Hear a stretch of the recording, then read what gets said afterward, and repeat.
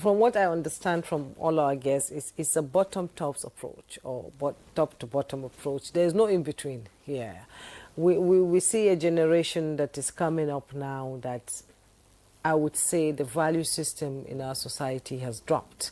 And we expect these young people to become leaders tomorrow, to become governors, to become senators. But along the way, parents have taught them that you can get anything you want as long as you have the money. So where are we headed to? Can you give me an example of a sacrifice that somebody has made for this country that resonates with you? Yeah, thank you so much for having me again, and Baraka de Salah to our Muslim viewers and every Nigerians. Sacrifice is a moral and strategic foundation of every great nation. See, just like you said, before I tie it to a particular figure, I want us to look at let us look at a nationhood within that, especially in the spirit of the celebration we're celebrating. It's just like what Prof said too.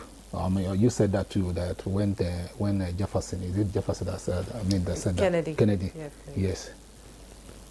You see, a nation. The human person is the nation. We are the nation. It's not a geographical area at all. And great and unified nations do not happen by historical accident. It's never a happenstance. They are product of a conscious statecraft. Nations are created. If we do not consciously create one, we can never build any. And I would say, what is a nation now? God created only one kind of a nation, and that is mankind. Only one kind of a nation, and that is mankind. As exemplified in our Father Abraham. Thank God, he is the Father Abraham is the foundational source for Jews, Islam, and Christianity, which we are predominantly practicing in Nigeria today. You see, when God intends to create a nation, he's not looking at a race. He's not looking at Yoruba, Yubo. God is looking at a civilization. God is looking at a civilization of mankind, because God is not a Muslim and God is not a Christian. God is a universal being, and that is the lens of which that is the idea that God sees us as a human family. So within that context now, let's zero it to Nigeria. And let me quickly add, because it can help us as we go in our reflection, all of us. A nation is a revelation. A nation, as you see, it is a revelation. Just like God told Abraham, see, go out and see. He showed him, see, you are going to be father of many. He saw it. A nation is a covenant. You have a covenant with that purpose of which the nation is created. And why is it a revelation? Because it's a revelation because every society, as you see in this world, has a purpose. Just like we said, one must have a purpose-driven life. That is how a nations are created. Nations are not just created by naught. It has a purpose. Then, it is that purpose that must be known. I'll still tie it up as we go. Because when you ask people to sacrifice, they don't even know why they are Nigerians. I'm telling you, just like I used to tell people when they say that,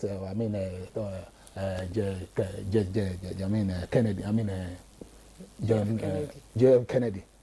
I used to tell them that, man, it's not going to work in Nigeria, even not in America. The time JF Kennedy said that, America gave them a purpose. It gave them what is it to be a nation. The founders of that gave them, and which we have not gotten that. We have not gotten that, and that is the core of what I want to speak to.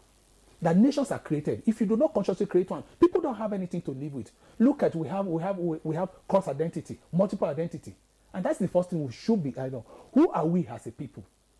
People don't know why they are Nigerians. They wouldn't sacrifice anything. That is how human beings are.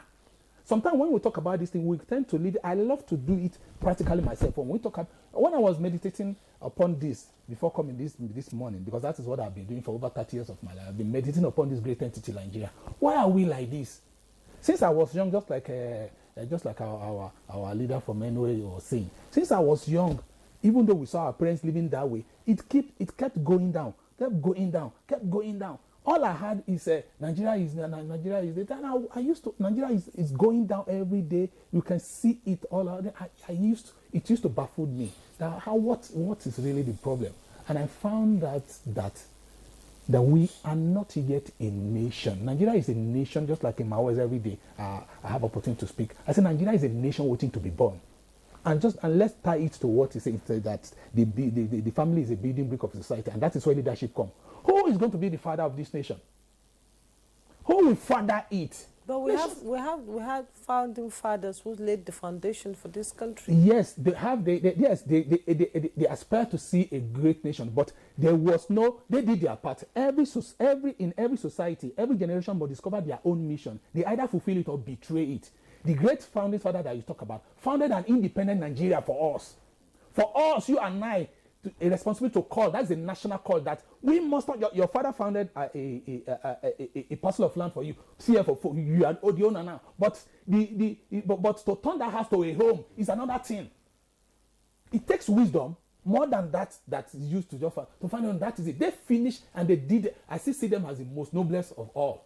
They did their own, just like I said. Every generation will discover their own mission. They either fulfill or betray it. The generation after that after those great men, we are not fulfilling it, and that's the greatest call. That is what I do every day of my life. In any way, we must create a new national. We must raise a new national consciousness. There must be a nation. We must create this nationhood. Nationhood are created. They are father. Greatness is not. You don't run into greatness. You don't just run into great nations. It's a conscious statecraft, and that is why exceptional leaders that had transformed their society positively had combined wisdom and power in the practice of that great statecraft. And I asked our leaders in power, I said, how do we bring wisdom to power? We must bring wisdom to power. We must bring principles to politics. We must bring superior knowledge to national development.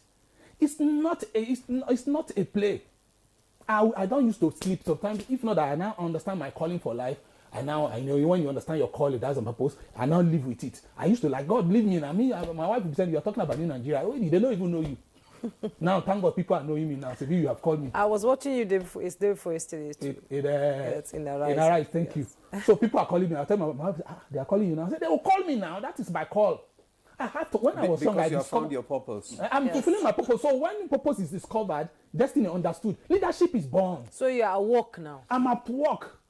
That is fully, and that is what I want to do. The day I see a new Nigeria emerge, I'll tell my God, it's all right, I'll just go. That is what I live for. That is my own, and that is the purpose the people have not known why they are Nigerians. We need to teach them why they are Nigerians. That Nigeria is an entity of providence that must fulfill a purpose for humanity.